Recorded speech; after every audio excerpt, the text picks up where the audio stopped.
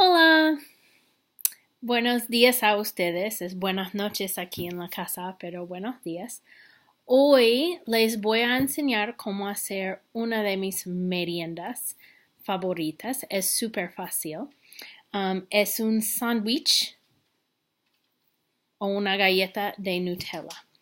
Primero se necesitan unos ingredientes. A mí me gusta usar las galletas Marías y se puede comprar esas galletas en Ingles o en la tienda.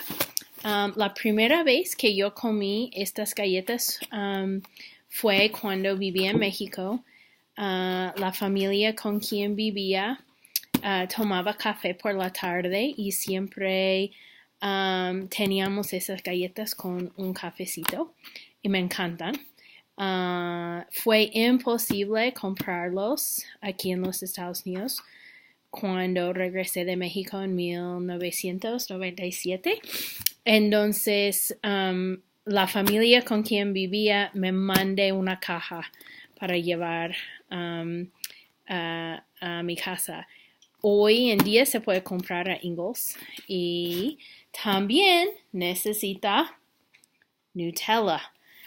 Nutella es como crema de cacahuate, pero tiene el sabor de chocolate y de otras nueces.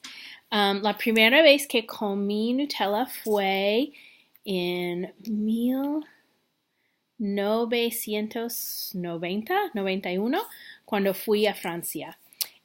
Y nunca había probado Nutella antes. Y cuando regresé en Atlanta, fue o era imposible encontrarlo. Pero ahora está en Ingles en Spruce Pine. Y es súper popular. Estos son los dos ingredientes que uno se necesita o se necesitan. Y también se necesita un plato y un cuchillo. Cuchara, no. Well, sí se puede usar cuchara, pero un cuchillo mejor. Ok, voy a abrir Nutella y voy a tomar una galleta María y voy a usar mi cuchillo para untar. Este es untar un poco de Nutella en la galleta y puedes comerlo así o se puede comerlo así como un Oreo y este es mi favorito. Yo recomiendo a ustedes que las coman con un cafecito o con leche. Entonces, buen provecho. So this is the kind of video that you're going to make. Notice I told you what I was going to show you how to make today. I gave you a little introduction. I told you the ingredients and everything that you needed. And then I showed you how to make it. And then I gave you some recommendations at the end. And that you could drink it with coffee or with milk. I probably, and I'm going to go back and watch it, and I may make it again, but if I don't, I may have mixed up and said like tú and ustedes, and then I might have also used se puede. By putting se in front of the verb, it's the universal one. So you're talking to a group of people, but you don't know who they are. You can give a how-to and use to.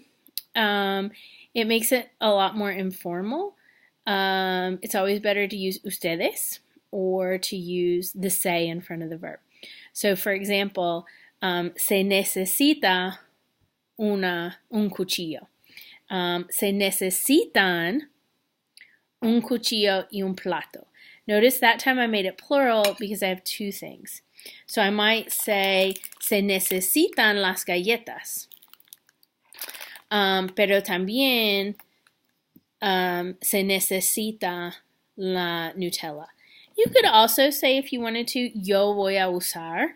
Hoy voy a usar las galletas María. Hoy voy a usar un tenedor.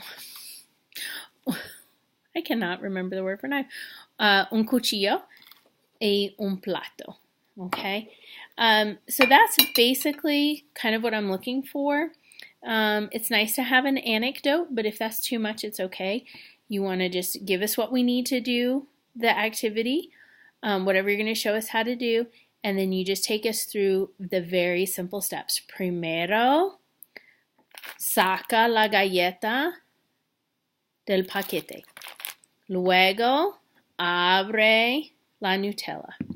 Tercero, se unta la Nutella en la galleta y se come. Finalmente, se come.